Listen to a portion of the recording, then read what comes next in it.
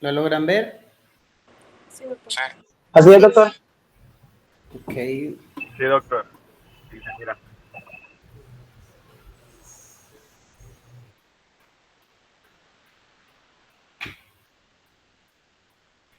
Entonces, muy buenas noches, chicos. Como ya les reitero, vamos a continuar con el programa de clases. Gracias por poderse conectar en este horario. Hoy vamos a ver una de las clases que pues hemos visto durante estos 4 meses frecuentemente, y pues lo que yo espero es que ustedes puedan llevarse del día de hoy cuál es el manejo que debemos de darle y cuál sería el método de estudio en estos pacientes. Yo creo que han de faltar 1 o 2, pero pues ya por respeto a los que ya se conectaron temprano, vamos a dar inicio. Solo voy a apagar un poquito mi cámara para que ustedes me puedan pues escuchar mejor y poder ver todo. Ok, entonces, antiguamente conocíamos o hablábamos mucho de síndrome convulsivo. Era como se denominaba cuando íbamos a hablar de convulsiones.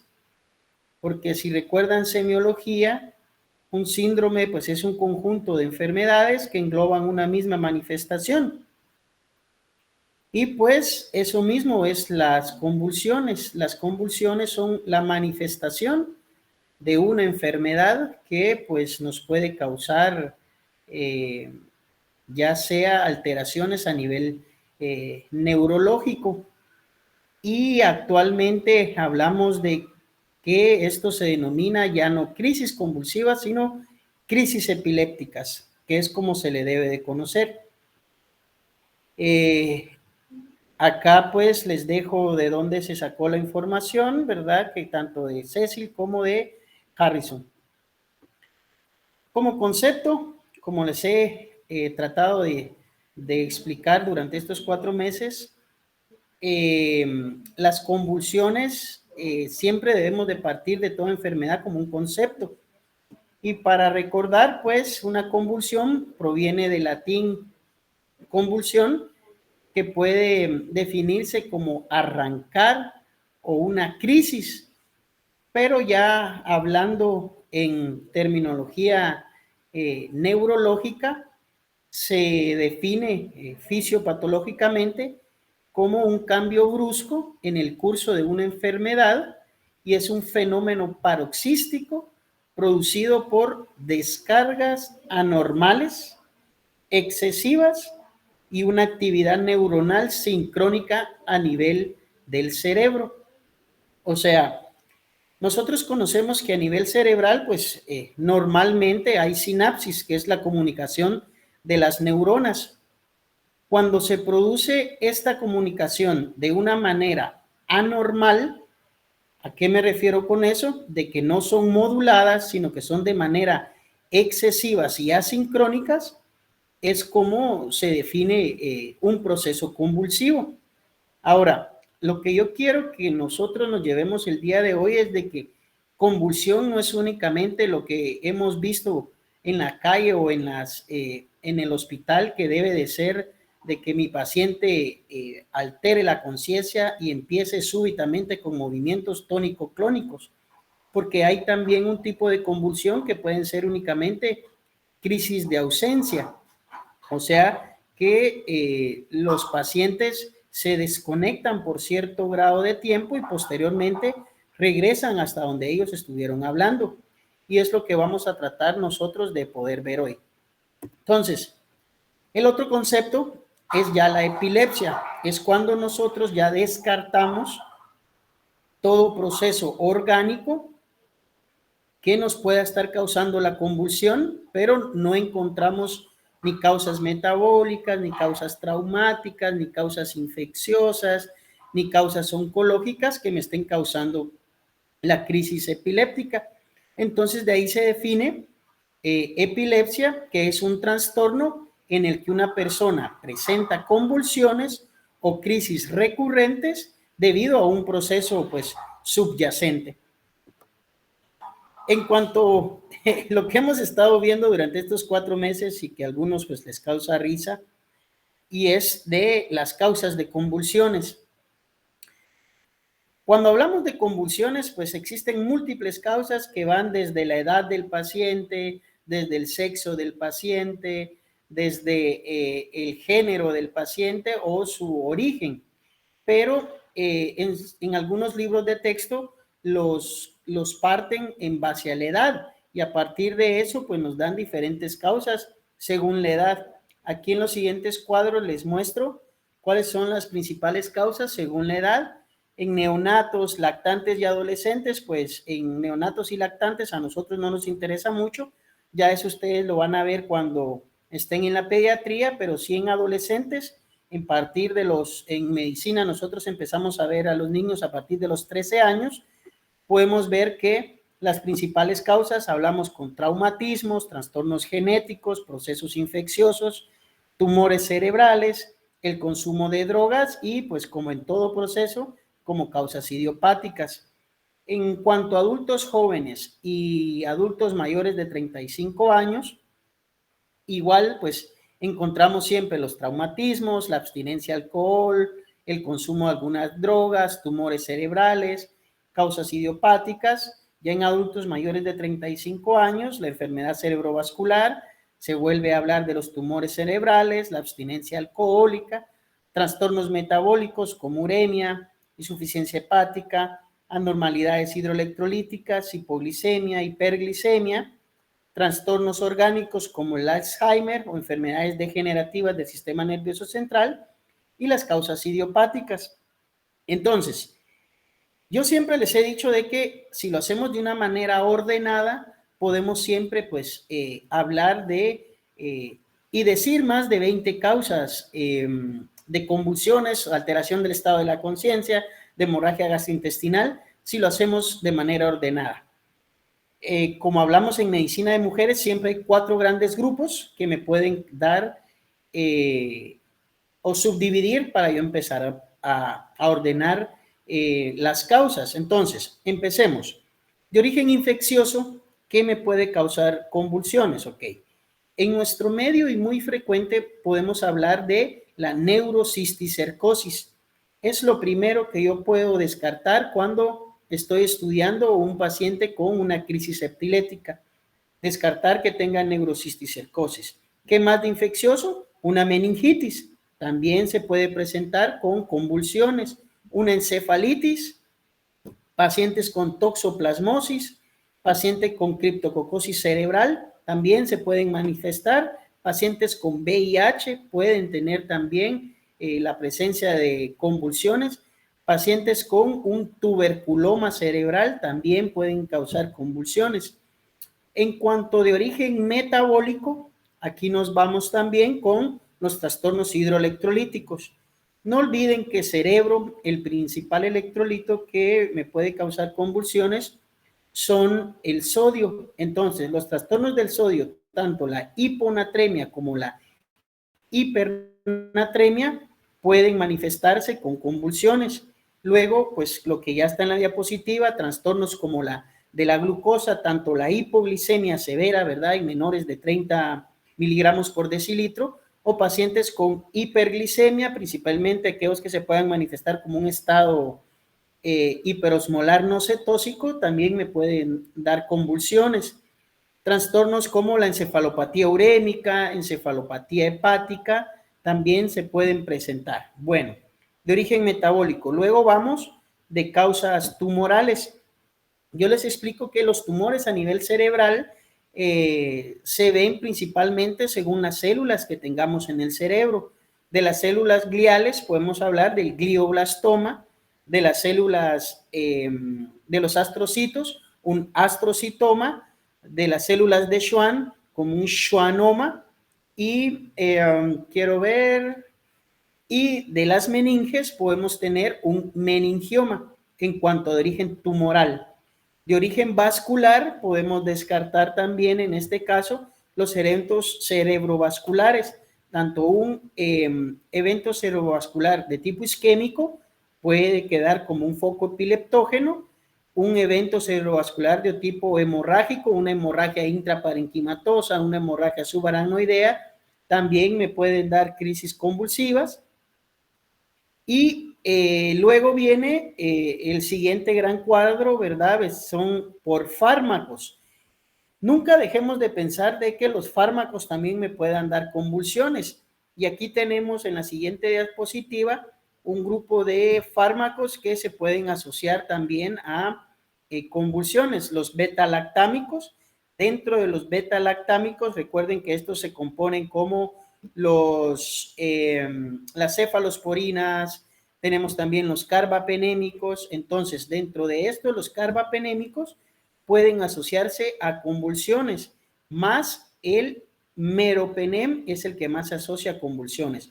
Luego las quinolonas como ciprofloxacina, levofloxacina, moxifloxacina, el aciclovir, la isoniazida, el ganciclovir como antivirales que se pueden asociar a convulsiones. Anestésicos de tipo opioides como la mepiridina, el tramadol o anestésicos locales que pueden también dar convulsiones. Suplementos alimenticios, miren acá, algo muy común utilizado como el ginkgo biloba puede provocarme. Otros fármacos como los antidepresivos, los antipsicóticos y el uso de litio, que son psicofármacos, los que han rotado por psiquiatría, han visto de que pues el doctor en algunos pacientes utiliza litio, también se ha asociado a convulsiones. En medio de contraste, ¿verdad? Ya sean los hidrosolubles, también podemos tener pacientes como las xantinas, como la teofilina, que no sé si se recuerdan de Pharma, ¿verdad? Estas son metilxantinas, la teofilina que es vía oral, puede asociarse, se usa en pacientes asmáticos que pueden provocar convulsiones. Los colegas, ¿verdad? El consumo de alcohol, el uso de barbitúricos, las benzodiazepinas de acción breve, drogas ilegales como las anfetaminas, cocaína, que también se asocian a convulsiones. Entonces, creo de que ahora pues no van a poder tener excusa para poder responder más de 20 causas de convulsiones y pues luego las que podemos ver también ya en los traumas cranioencefálicos, pacientes que tengan un hematoma subdural, un hematoma epidural. Yo les comento o les hablé, ¿verdad?, de que en el adulto mayor siempre tienen que tener bien presente que cuando un adulto mayor sufre un trauma cranioencefálico, aunque sea grado 1, debemos de hacerle una tomografía, porque a veces en el momento no presentan manifestaciones clínicas, o sea, un Glasgow de 13, de 15, y el paciente bien orientado, pupilas isocóricas, habla y responde, pero a los días menciona a la familia que pueden llegar convulsionando. Entonces, todo paciente que sea adulto mayor, practíquenle una tomografía, aunque sea un trauma cranioencefálico grado 1, porque los hematomas subdurales o epidurales pueden aparecer posteriormente y los pacientes llegan convulsionando a las emergencias. Y pues ahí sí ya, como tenía un ataque normal, pues lo mandan a la medicina interna, pero nunca descarten eso. En cuanto a las clasificaciones, la clasificación cambia año con año, chicos, ¿sí? Esta clasificación ustedes tienen que irla revisando año con año porque a partir del 2017, la ILIAE, que es la encargada de la Unidad Internacional para Estudio de Epilepsia, que es la ILIAE, la cambia año con año. La que aparece en su libro de texto, pues, las clasifica en estas tres: convulsiones focales, convulsiones generalizadas y focales que posteriormente se generalizan. La última clasificación que tenemos, la más actualizada de convulsiones, la clasifica en focales, que las focales pueden ser con o sin alteración de la conciencia, pueden ser generalizadas, que lo mismo, estas pueden ser con alteración de la conciencia o sin alteración de la conciencia, y a su vez estas pueden ser tónicas, clónicas, tónico-clónicas, atónicas y mioclónicas. Y las de origen desconocido, que también pueden ser con alteración de la conciencia y sin alteración de la conciencia. Entonces, tener presente de que pueden ser focales y generalizadas. Cuando nosotros estudiamos o leemos, vemos que el 90% de las convulsiones son focales, que posteriormente se generalizan. ¿Qué quiere decir? De que inicia en un solo miembro y posteriormente esta se puede generalizar hacia todo el cuerpo o únicamente. Creo que Helen y José Tobar vieron conmigo ahorita cabal en las cirugías una paciente que nos pidieron favor de ir a evaluar, que era una paciente con un trauma craneoencefálico grado 1 con antecedentes de convulsiones, la cual esta paciente estaba convulsionando y pues como eran tan sutiles, únicamente eran focales, solo tenía movimiento de miembro superior izquierdo, si no mal recuerdo, pero nadie era capaz de ver de que eso era una convulsión y no le daban el tratamiento adecuado, por lo que la paciente cayó en algo que se llama estatus epiléptico, que vamos a ver al final de la presentación, cómo es que podemos definir esto, pero sí hay que tener presente de que no siempre que mi paciente tenga que estar con convulsiones tónico-clónicas para que esté convulsionando, o sea, que todo el cuerpo sea lo que se esté alterando. Entonces, para empezar a hablar, ¿qué son las convulsiones focales o crisis focales? Estas se originan a partir de una red neuronal, ya sea localizada y circunscrita en un hemisferio cerebral o una distribución más ampliada, pero dentro del mismo hemisferio.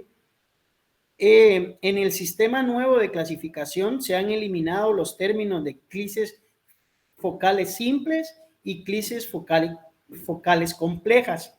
¿Cuál era la diferencia? Era lo que estábamos hablando. Las crisis focales simples eran aquellas que no tenían alteración del estado de la conciencia, o sea que el paciente no alteraba conciencia, y las crisis focales complejas eran aquellas en las que tenía afectación del estado de la conciencia. Pero esto pues ya se eliminó los términos porque siguen hablando, o sea, se sigue hablando con o sin alteración del estado de la conciencia. En su lugar se describen como crisis con o sin características cognitivas, dependiendo de la presencia o deficiencia cognitiva de estos pacientes.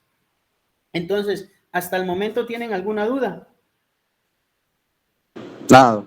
Doc, Más claro que el cuando, lago de Amatitlán. cuando todo. mencionó que el VIH era una causa de epilepsia, ¿se refería a que en sí la enfermedad lo causa o es por el tratamiento? Porque después mencionó ahí los antirretrovirales también. Sí, no, la enfermedad como tal puede causarte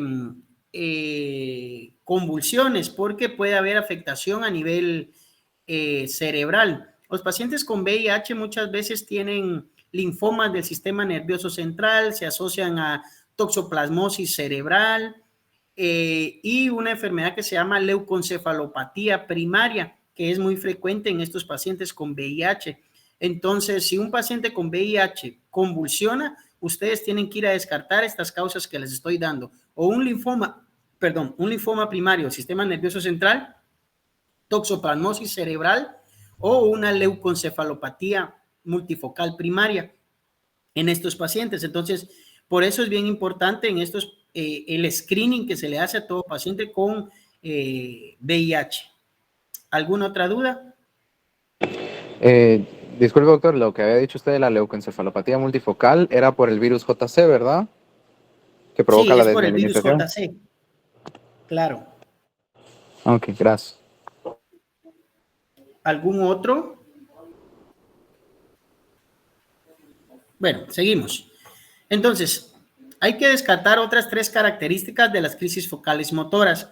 La primera es que algunos pacientes con los movimientos anormales comienzan en una región muy restringida, como los dedos de la mano, y avanza de manera general y gradual durante segundos hasta minutos, hasta abarcar gran parte de la extremidad. La segunda característica es que después de la convulsión, algunos pacientes sufren alguna paresia focal, que se le conoce como parálisis de Todd, de la parte afectada durante varios minutos o horas.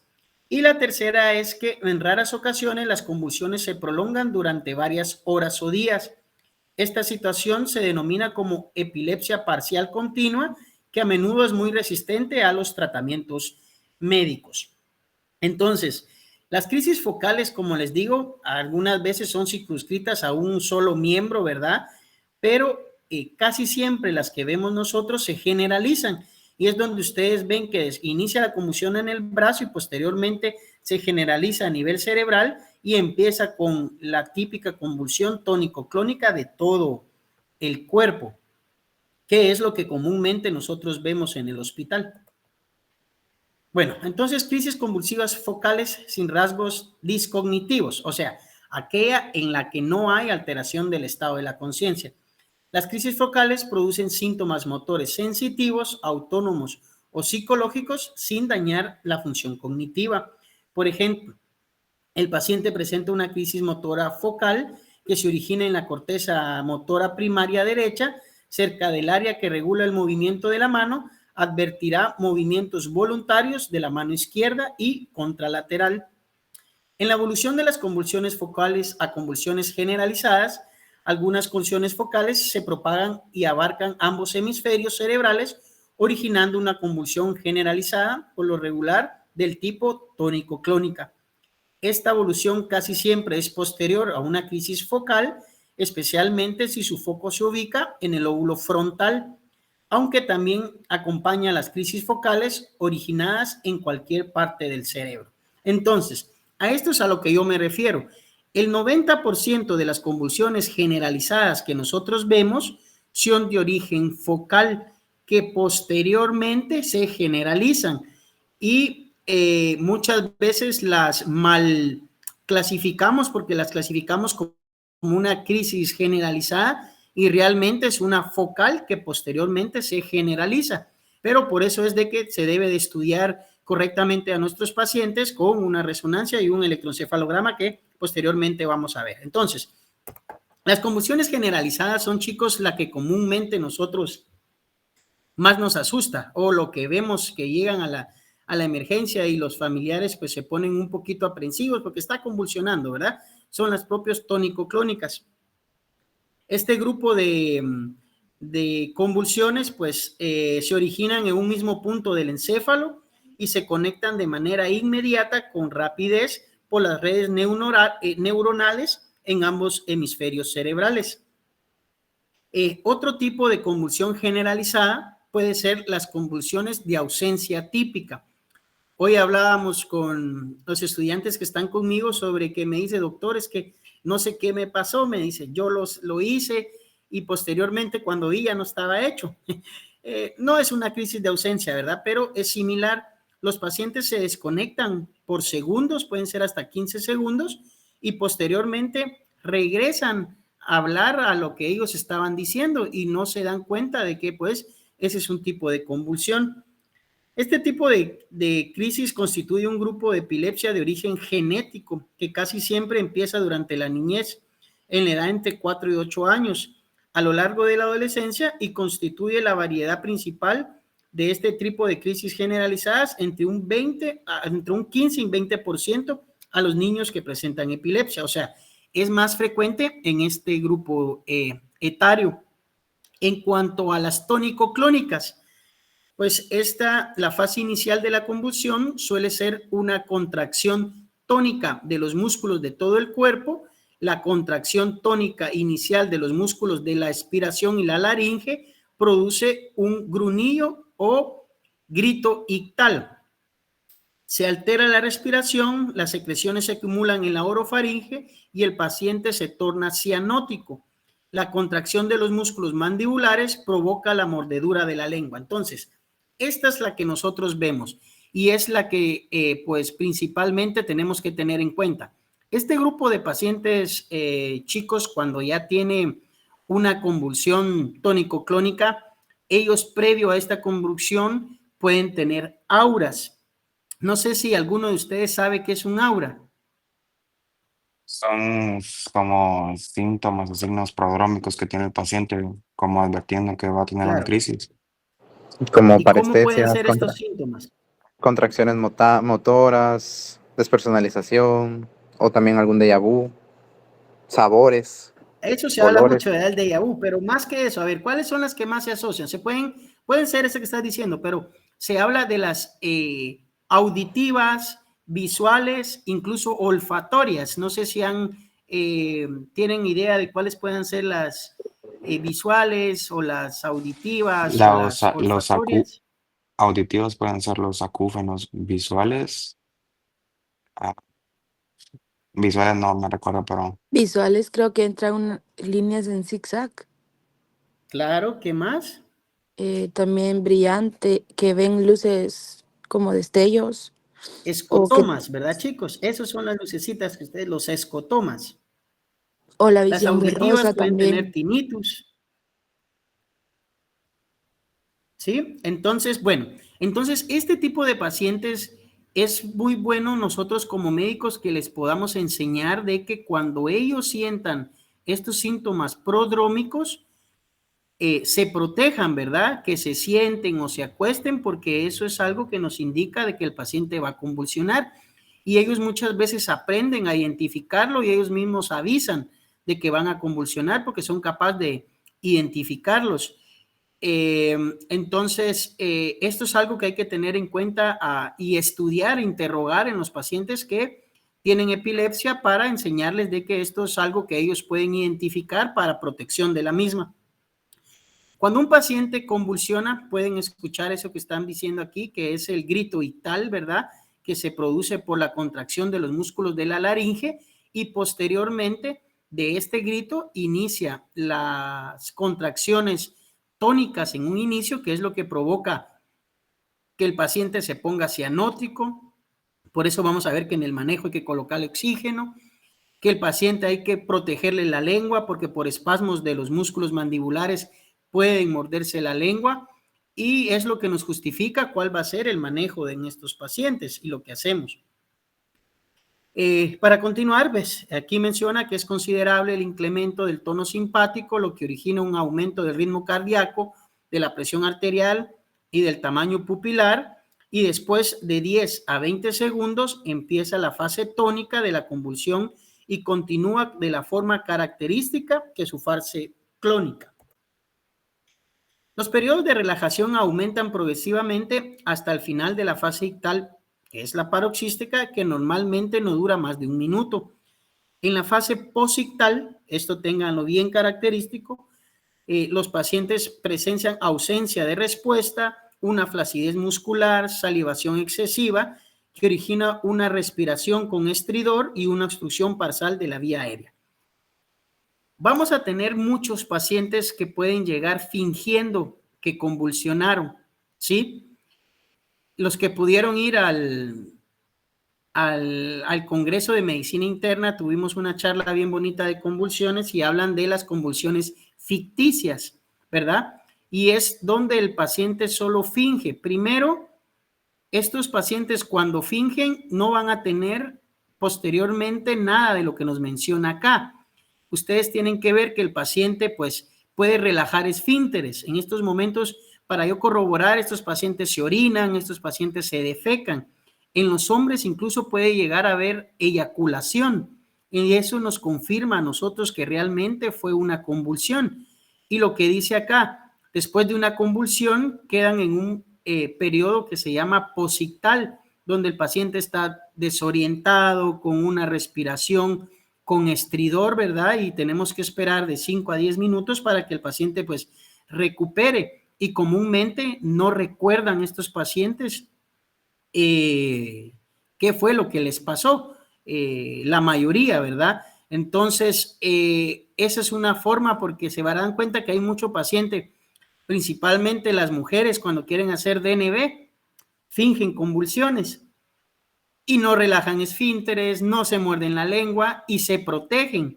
Se darán cuenta que una manera bien importante es de que jamás se va a tocar ellas o se van a lastimar porque se protegen. También puede pasar en hombres y viceversa, ¿verdad? Pero una forma de poder nosotros corroborar es esto, ¿verdad? De que no presenta ninguna alteración del estado posictal. ¿Dudas hasta el momento? esto solo es para las tónico-clónicas, ¿va? Eso es especialmente para las tónico-clónicas. Y eso es ¿Sí? obligatorio que el Entonces, paciente presente así lo de la relajación de esfínteres, o sea, Porque puede ser de que llegue el Si paciente es y una que no nos... convulsión tónico-clónica, que va no a nos... tener relajación de esfínteres. Ah, ok. ¿Sí? Porque puede ser solo clónica o tónica, recordate también. O sea, existen en las generalizadas, pueden ser tónicas, clónicas, tónico-clónicas, mioclónicas y crisis de ausencia. Toda esa variedad puedes tener. Lo que pasa es de que a veces creemos que solo, por eso te digo que convulsión es solamente tónico-clónico. Y por eso es que no podemos o subdiagnosticamos las convulsiones. Aquí hay una imagen en donde nos muestra la evolución, ¿sí? De lo que es una convulsión tónico-clónica. Está la paciente asintomática, lo primero que puede tener es un aura, ¿verdad? Entonces es aquí donde la paciente, ahí está viendo escotomas la paciente, y posteriormente a eso sufre un grito, ¿verdad, chicos? El grito que es por espasmo de los músculos laríngeos, presenta cianosis peribucal, se pueden morder la lengua e inicia la fase de rigidez y posteriormente la fase de rigidez, la fase de relajación, en donde el paciente esto puede, o sea, dependencia, ¿verdad? Puede durar menor de 1 minuto, porque si ya dura más de 1 minuto, hasta 5 minutos, es ahí donde nosotros podemos hablar ya que mi paciente tiene un estatus epiléptico. El otro diagnóstico para estatus epiléptico es que entre cada convulsión no exista recuperación del estado de la conciencia, porque el paciente debe recuperar la conciencia posteriormente al estado posictal, pero algunos pacientes en estatus epiléptico no recuperan el estado de la conciencia. Y como últimos que presenten más de 3 a 5 convulsiones en un tiempo menor a 1 hora.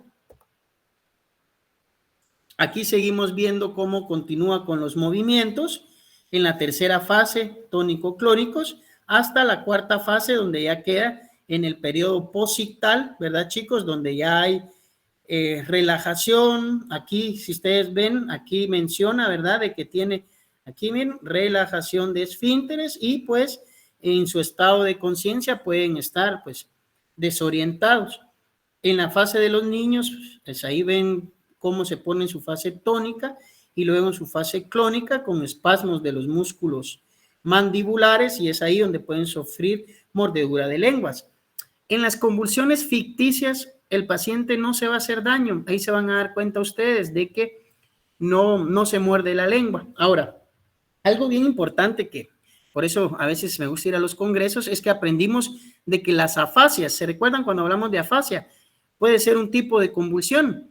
Un paciente afásico le puedo enviar a hacer en electroencefalograma, ¿verdad? Y ahí voy a tener alteraciones en el electroencefalograma y si era un tipo de convulsión. Y con tratamiento antiepiléptico, pues voy a lograr que mi paciente esté bastante estable. Las crisis de convulsiones atónicas son un grupo de crisis que se caracterizan por la pérdida repentina durante 1 a 2 segundos del tono muscular postural. La conciencia se altera brevemente, pero no suele haber confusión posictal. Esta es la fase, como les digo, atónica únicamente. Y por último, las convulsiones mioclónicas son contracciones involuntarias en forma de sacudidas súbitas, breves y únicas o múltiples de diversas localizaciones con predominio a nivel de los miembros superiores.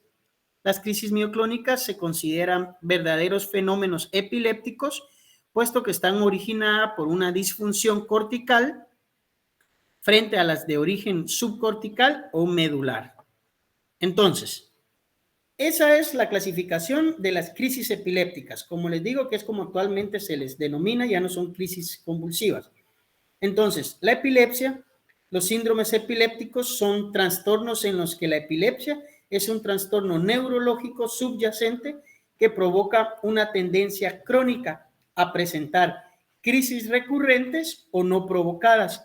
¿Qué quiere decir esto, chicos? Cuando un paciente ya después de que, a ver, si ustedes ya resolvieron la neurocisticercosis, si ustedes ya hicieron resolución de la hiponatremia, de la hiperglicemia, de la hipoglicemia, y a pesar de esto su paciente sigue convulsionando, es ahí donde el paciente se denomina que es epiléptico. ¿Por qué? A ver si me entiendo.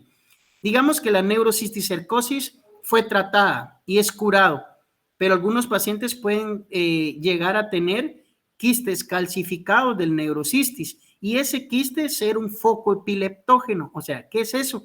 De que a partir de ahí el paciente tenga descargas neuronales anormales, hipersincrónicas, y mi paciente quede convulsionando. O sea, el paciente ya va a ser epiléptico secundario ¿a qué?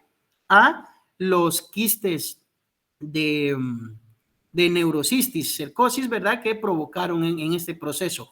O mi paciente no tener ningún trastorno metabólico, no tener ningún trastorno químico o tumoral o traumático, y también presentar crisis convulsivas. A estos pacientes se les conoce como epilépticos. ¿Cuáles son los mecanismos de propagación de las convulsiones? Entonces, aquí es fisiopatología, ¿verdad, doctores? Lo que se recuerdan de los receptores de glutamato, de los receptores GABA, de los neurotransmisores principalmente. Entonces, la fase de inicio se caracteriza por sucesos concurrentes que tienen lugar en un mismo grupo de neuronas. Primero, descarga de potenciales de acción de alta frecuencia, y segundo, la hipersincronización para que se produzca este tipo de descarga. La actividad de descarga está caracterizada o producida por una despolarización relativamente prolongada de la membrana neuronal debido a la entrada de calcio extracelular, lo que provoca la abertura de los conductos de sodio dependientes de voltaje y la generación de potenciales de acciones repetitivas. Entonces, doctores, cuando hablamos en los mecanismos relacionados a las convulsiones, está muy relacionado entre el desequilibrio que existe entre la excitación y la inhibición de las neuronas, lo que provoca accesos de actividad eléctrica anormal. Entre los cambios bioquímicos que más se asocian a las convulsiones o a la epilepsia están las alteraciones principales de los neurotransmisores.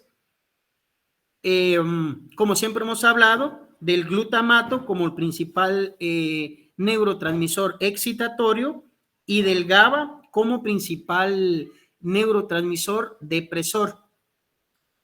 Yo siempre machuco con esta pregunta, ¿verdad? Porque es bien importante saber los neurotransmisores de glutamato. Recuérdese que son 3 neurotransmisores, receptores bien presentes del glutamato, que es el AMPA, el kainato y el NMDA. ¿Por qué es importante esto? Porque es donde actúan muchos de los fármacos que ayudan en las crisis epilépticas.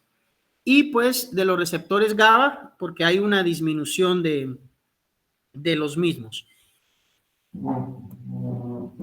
Aquí lo que ya les hablé. Entonces, los mecanismos epileptógenos. El término epileptogénesis se refiere a la transformación de una red neuronal normal en una especie hiperexcitable de forma crónica. Suele existir un intervalo de meses a años entre una lesión inicial del sistema nervioso central, como un traumatismo, o antes se le llamaba apoplejía, ¿verdad, chicos? A los SB, a una infección o aparición de la primera crisis. O sea, que no puede ser inmediato, lo que les decía, que mi paciente presente la convulsión. Muchos de las infecciones del sistema nervioso central por neurocistis cercosis no convulsionan durante la fase aguda.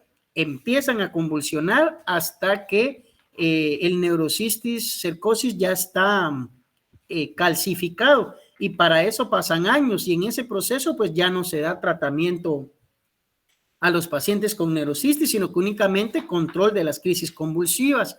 Lo mismo un paciente que sufra un trauma craneoencefálico. No puede convulsionar en el momento, pero a largo plazo, si el tratamiento fue quirúrgico, el paciente puede empezar a convulsionar. O lo mismo con un paciente con tumores, ¿verdad? De que le realizan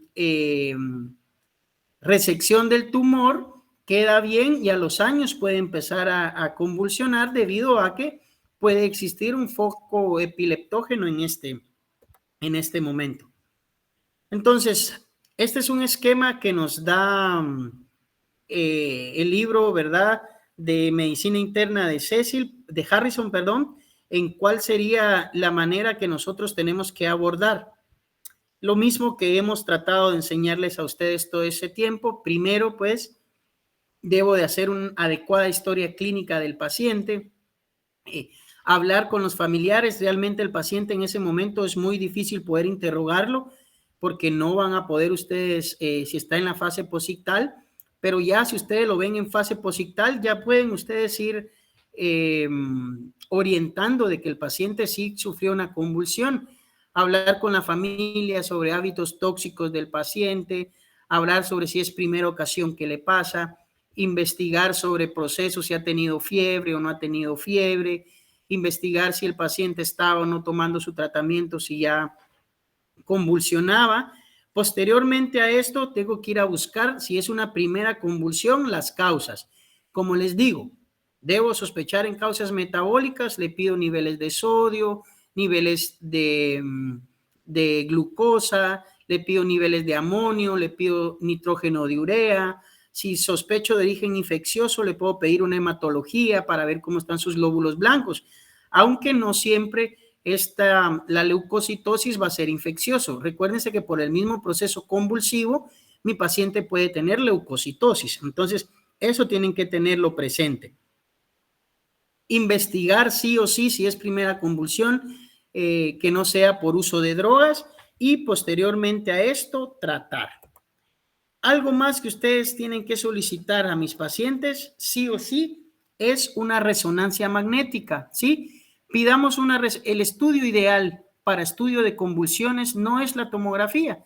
La tomografía me puede servir para ver si es un evento cerebrovascular isquémico o hemorrágico, si puede ser una masa, pero los diagnósticos para yo poder dar diagnóstico de un paciente con epilepsia, porque puede tener una esclerosis mesial del temporal, ¿verdad, chicos? Que es algo así ya más sutil en cuanto a convulsiones, debo de hacer una resonancia. En una tomografía, lo que les explicaba, no logramos ver exclusivamente fosa posterior. Entonces, lo ideal es poder hacer una resonancia magnética cerebral para poder dar un diagnóstico más puntual, porque incluso si es un absceso o una masa, no logro diferenciar en una tomografía, cosa que sí puedo diferenciar haciendo una resonancia magnética.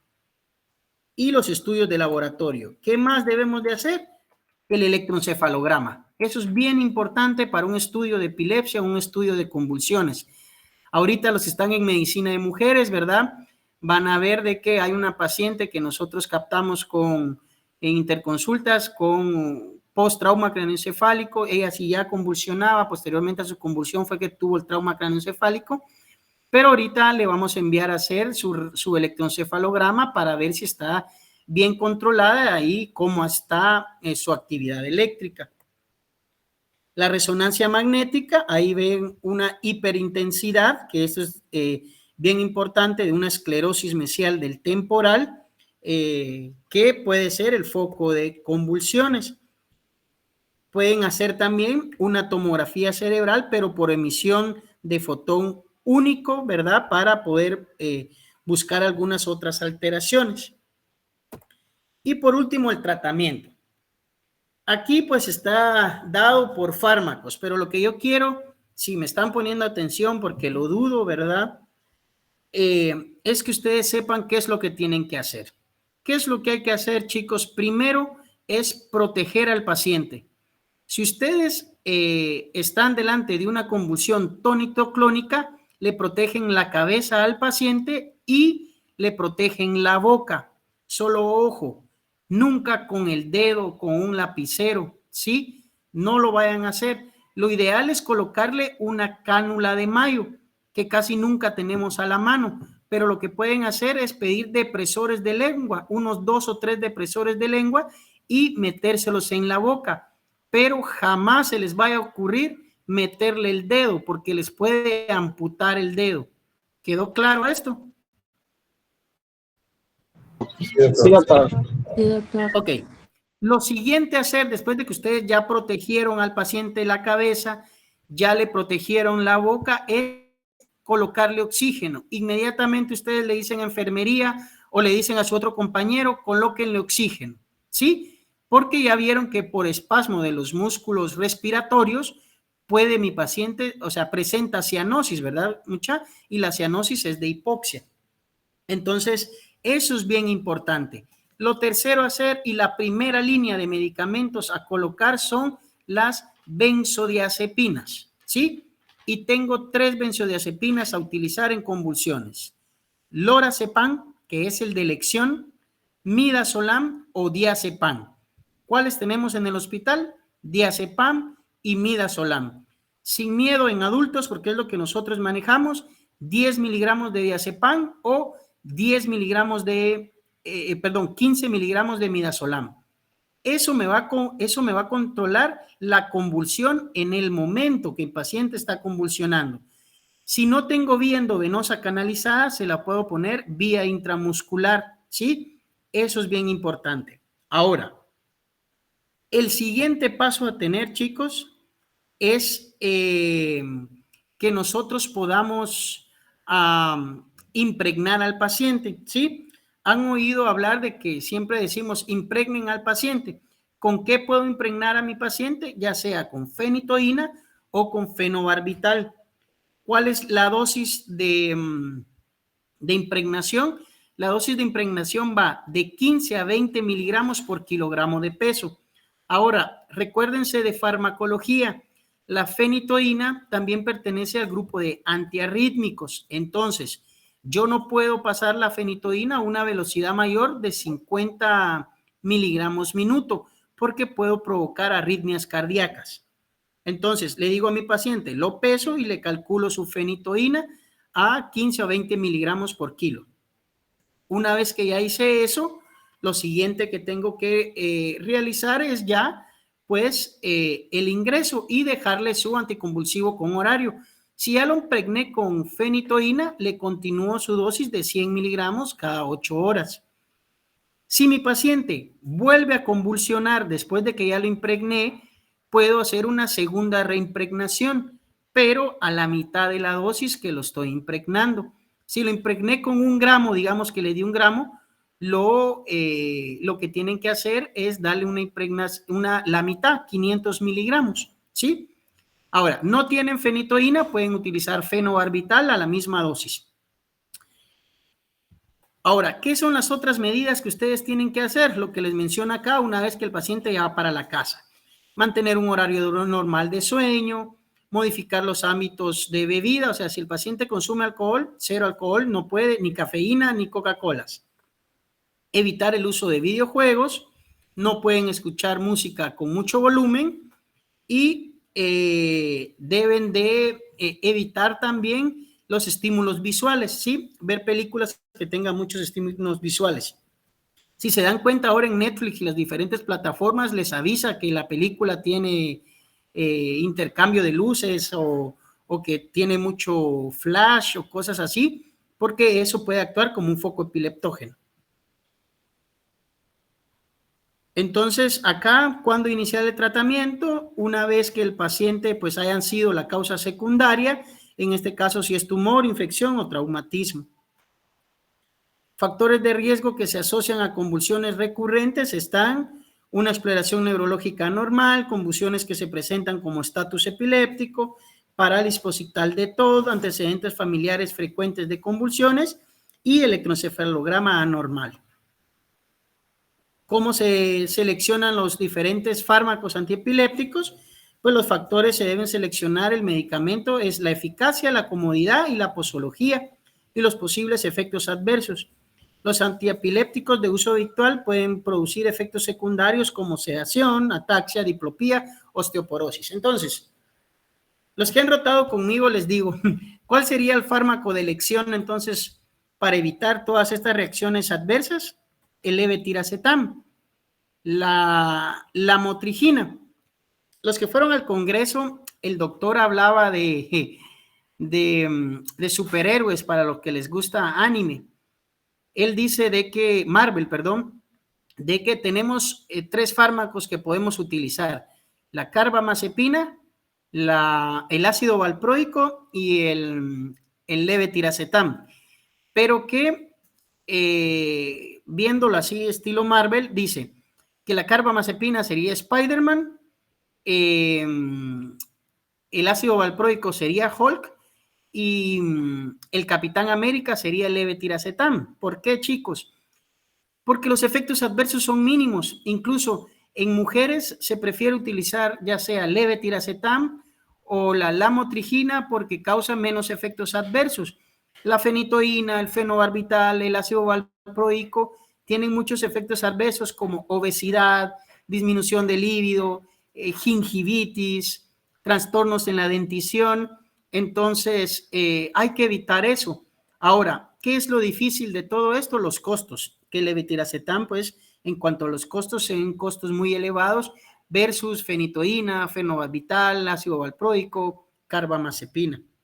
Aquí les dejo los cuadros en dependencia del tipo de convulsión, cuáles serían los antiepilépticos de primera elección. En las crisis tónico-clónicos generalizadas tenemos el ácido valproico, la lamotrigina, el topiramato. En las crisis focales igual encontramos la lamotrigina, la carbamazepina, la oxcarbamazepina, la difeniledantoína, que es la fenitoína o el levetiracetam. En las crisis de ausencia, sí, de elección, la etosuxamida o el ácido valproico. En las crisis típicas o crisis de ausencia tipo mioclónico o atónico, también el ácido valproico, la lamotrigina y el topiramato. En las otras diferentes crisis, ¿cuáles son los fármacos alternativos? Hay una gran lista, ¿verdad, chicos?, que ustedes pueden empezar a utilizar. El tratamiento quirúrgico se puede utilizar algunas veces en aquellos pacientes que son refractarios a el uso de fármacos antiepilépticos, y pues la técnica quirúrgica más frecuente para estos pacientes es la resección del óvulo que esté afectado. Puede ser lobectomía temporal o una resección más delimitada a nivel del hipocampo o la amígdala subyacente. La hemisferectomía es útil en algunos pacientes con convulsiones graves secundarios a anomalías hemisféricas, o la sección del cuerpo calloso es eficaz en las convulsiones tónicas o atónicas. Entonces, por su atención, gracias, chicos. Voy a regresar aquí a la pantalla y abriré si pueden encender sus cámaras y podemos tener algún tipo de conversación o preguntas que me quieran hacer. Cabal, nos tardamos 1 hora para que no sea tan aburrido. Dele en dejar de presentar, doctor, así no le salen todas las pantallas. Así va, perdón. Ya. Buenas noches. Buenas noches, doctor. Ok, alguien que tenga una duda, algún aporte a la ciencia o algo que nos quiera comentar de lo que han aprendido de los pacientes con convulsiones dentro del hospital. Doctor, yo solo tengo una duda. Con la fenitoína que... Hablen recios, que yo creo que estoy sordo o no escucho. Con la fenitoína que dijo que la dosis de impregnación era no más de 50 miligramos por hora, ¿va? Minuto, o sea, no, minuto. es que miren, pues esto se ordena en bolos. Ustedes le calculan de 15 a 20, digamos que les toca 1.2 gramos, lo diluyen en 250 de solución salina y lo pasan en bolus. Ahora bien, el bolus no debe pasar a una velocidad mayor de 50 miligramos minuto, porque podemos provocar arritmias cardíacas, bloqueos, bradicardias, porque recuérdense que la fenitoína es un antiarrítmico clase 1 B, si se recuerdan la clasificación de los antiarrítmicos. ¿Alguien más?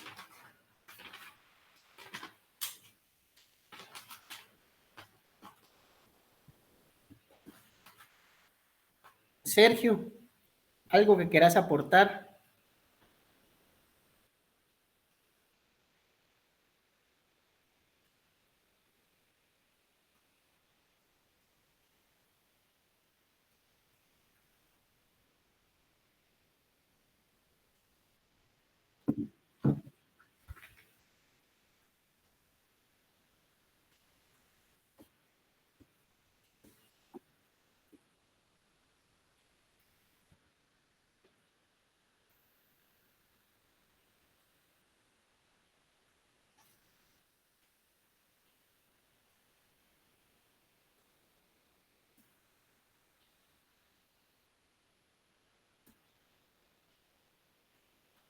de la mirada.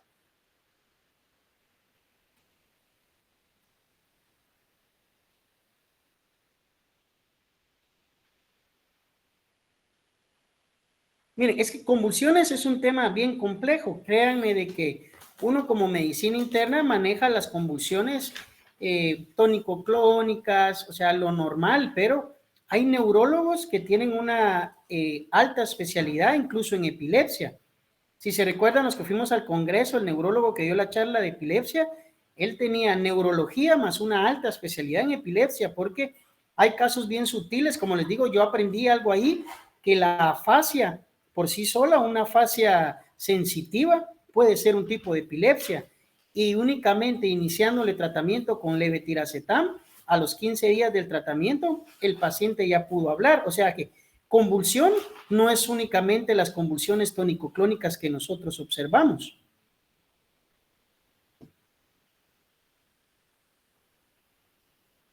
Helen y sus crisis de ausencia a la hora de hacer los enterados de caso.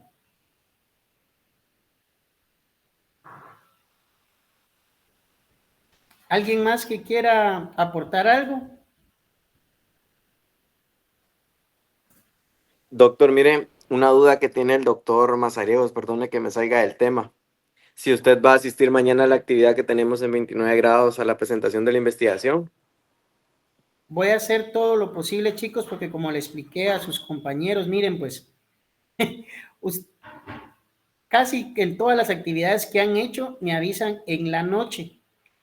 Yo agendo pacientes o mi secretaria agenda pacientes, pues, durante el día, ¿verdad? Y cuando ya me avisan, ya mi secretaria ya agendó los pacientes. Voy a ver si logro cambiar ¿cómo se llama? Los pacientes que tengo ya en ese horario para poderlos acompañar a su presentación de caso, pero voy a hacer todo lo posible.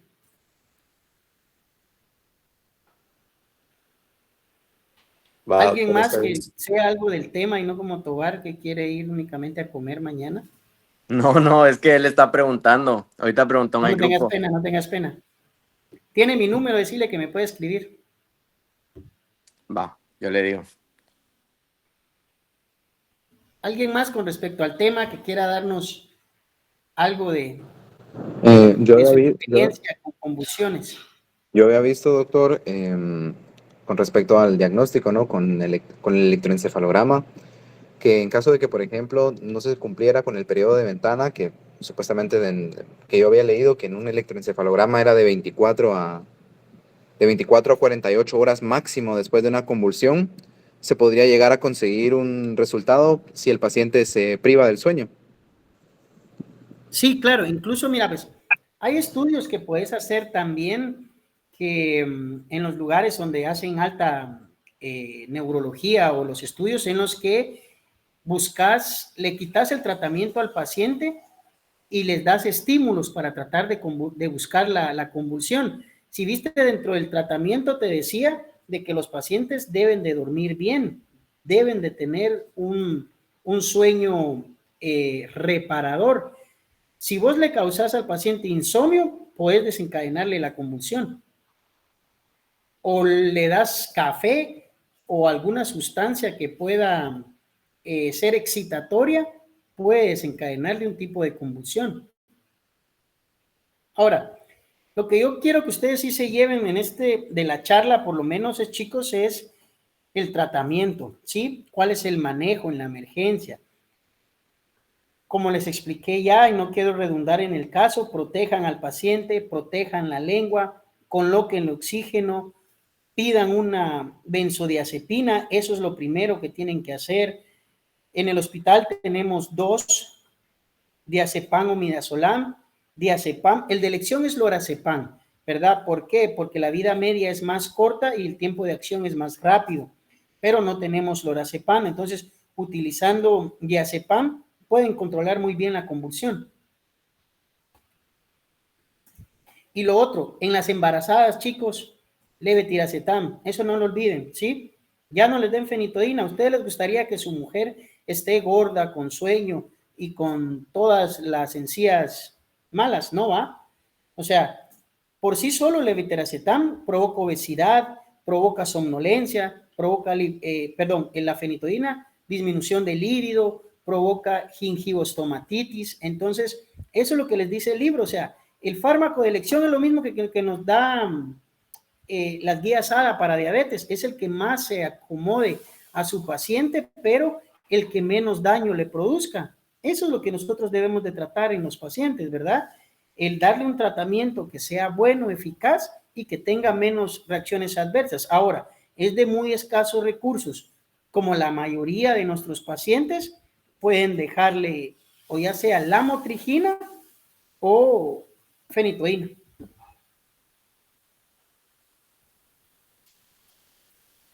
¿Alguien más o damos por terminada la clase? Ya veo que tienen hambre. Yo también, pero... Bueno, pasen feliz noche, estudien mucho y nos vemos mañana. Mentes brillantes. Pues, Doc, feliz noche. Doctor, feliz noche. Gracias, doctor. Gracias.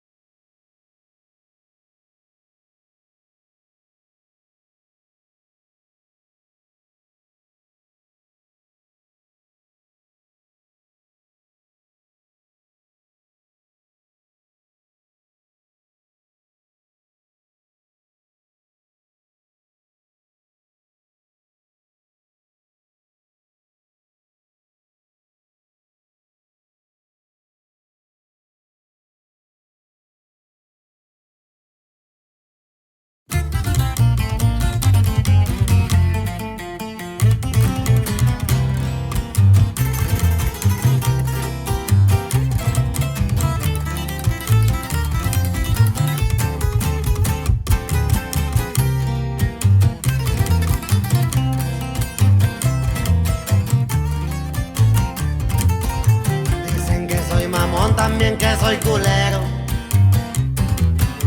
No les pongo atención y muy poco les creo. No sufro de conciencia, yo cuido mi cuero. Se me activa el instinto con un buen veneno.